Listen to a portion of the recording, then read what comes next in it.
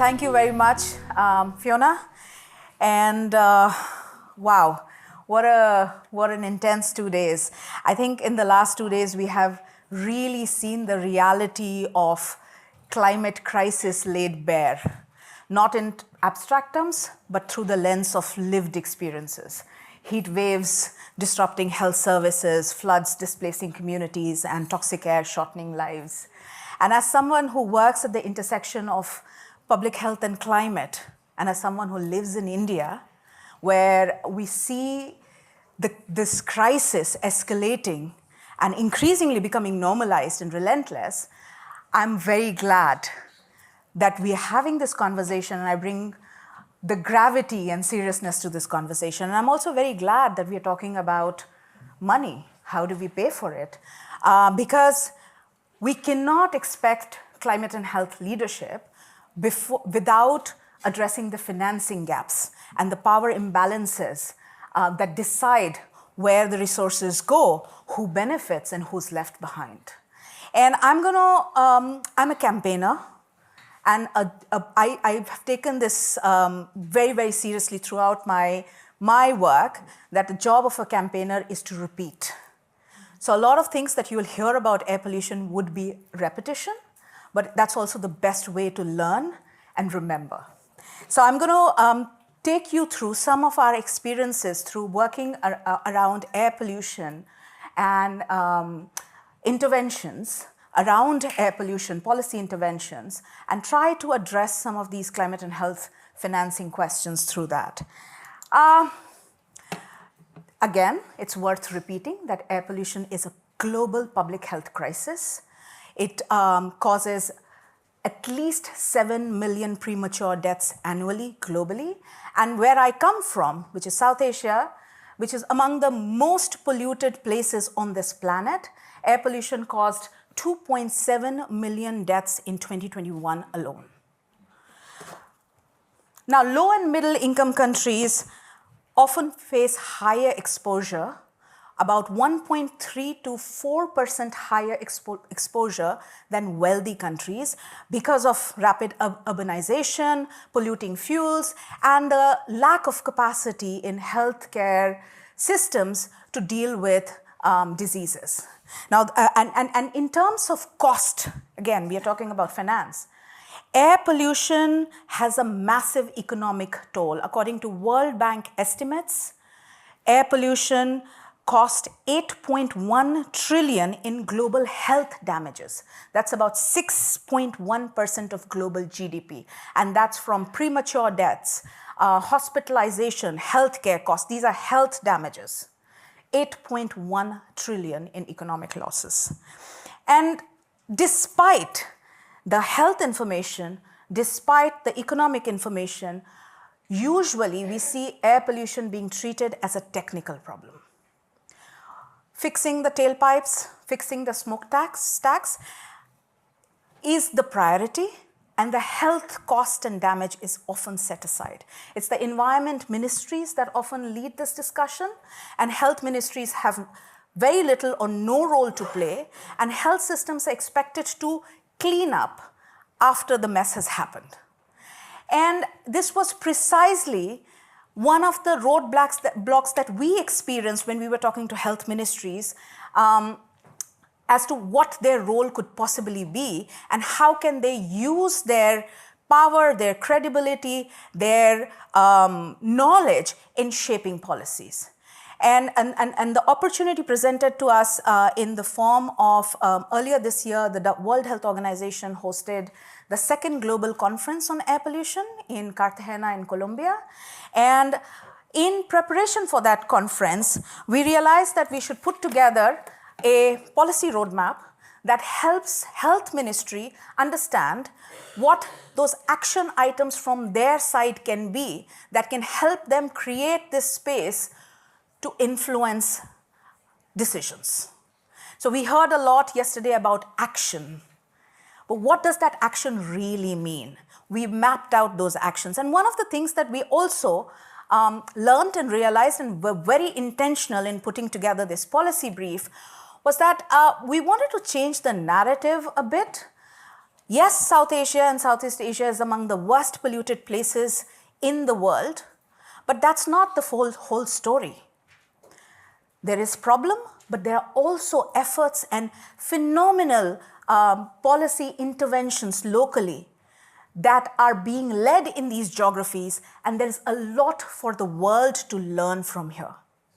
So we wanted to shift that narrative. So what we did in this process of putting together this policy brief, we looked at what is the roadmap, what is the action items, and where have they been done successfully. What can we learn from there in form of case studies, and how can that be contextualized for any other place? So we have case studies from India, from South Africa, from the Philippines, ASEAN region, Singapore, Trinidad and Tobago. Again, we wanted to shift that perception that this is all problem and somebody will come and solve this problem.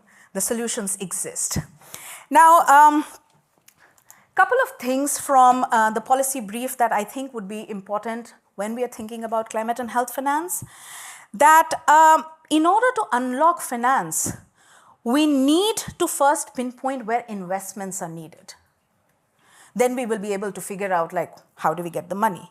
And on air pollution and health, this means strengthening frontline health services, building clean and resilient facilities, strengthening workforce, coming up with actionable research, and driving cross-sector collaboration. Now, targeted investments in these areas ensure that every dollar works harder for health, for equity, and for cleaner air. So identifying where we need to make the investments is the first step. And then we also realize that financing clean air doesn't always need money. It does need money, but it also needs new kind of thinking. Now, health community can benefit, and health ministries and health departments can benefit a lot from the data infrastructure that's out there. It might be out of the remit of the health institutions. It's the environment division or the universities and research division or civil society have access to that data. But then how do we forge collaboration so that health ministries can access that data for informed decisions? So a lot of time, it's not only money, but it's also about collaboration. And we saw great examples of this in India, I was surprised, and in the Philippines, where the Department of Health and Department of Environment were working together. Like for example, in the Philippines, this happened that the Department of Health and Department of Environment were working together on transport emissions regulations. So 3 departments talking to each other and coming up with standards which were health-based. And I think one more thing that we realized through this process, which again becomes relevant in climate and health conversation, that financing clean air, for example, means also looking beyond the health sector.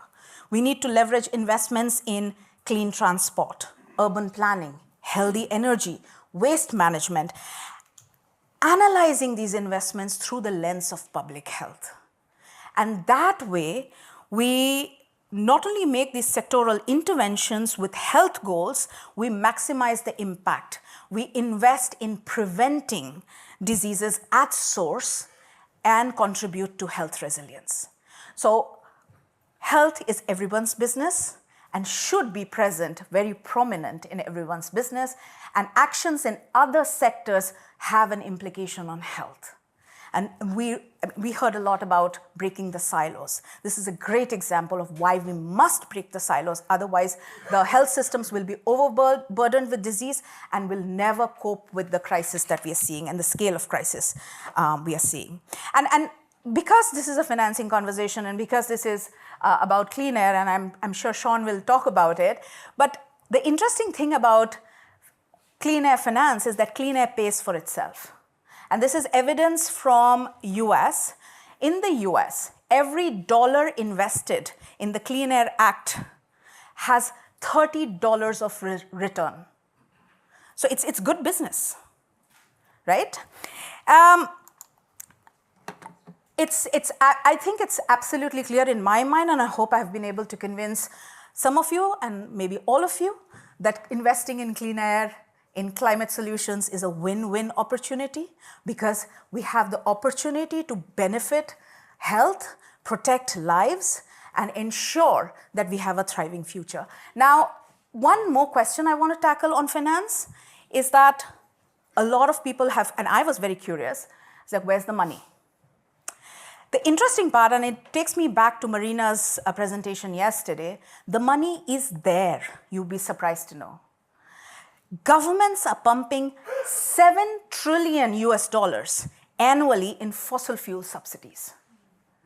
The money is being spent in the wrong places. Even a fraction of that money devoted towards clean air policies, better health policies, will contribute in saving so many lives and ensuring that our children and grandchildren have a future to thrive in.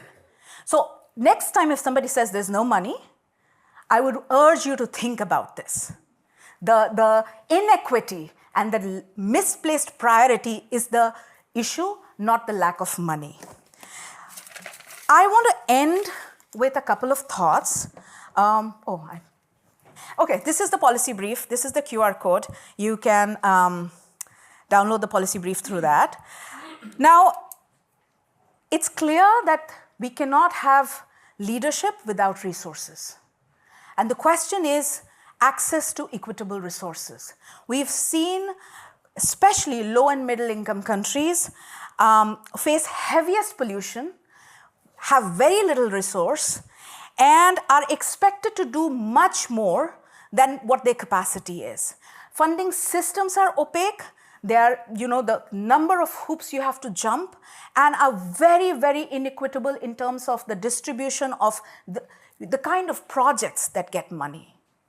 We heard about, again, I refer to Marina, fantasy projects like carbon capture and storage are getting so much money.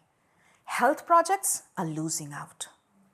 So again, the inequity is absolutely in front of us to see, and I think it's our collective responsibility to challenge that inequity. Now, when we are thinking about finance, I'll leave you with 3 questions. We need to think about what kind of future we are choosing to fund. Whose priorities are we centering? And what kind of message are we sending when we fund technologies but not people, measurement but not medicine, and infrastructure but not institutions? We need a paradigm shift, and I hope this conversation will lead us to that. Thank you.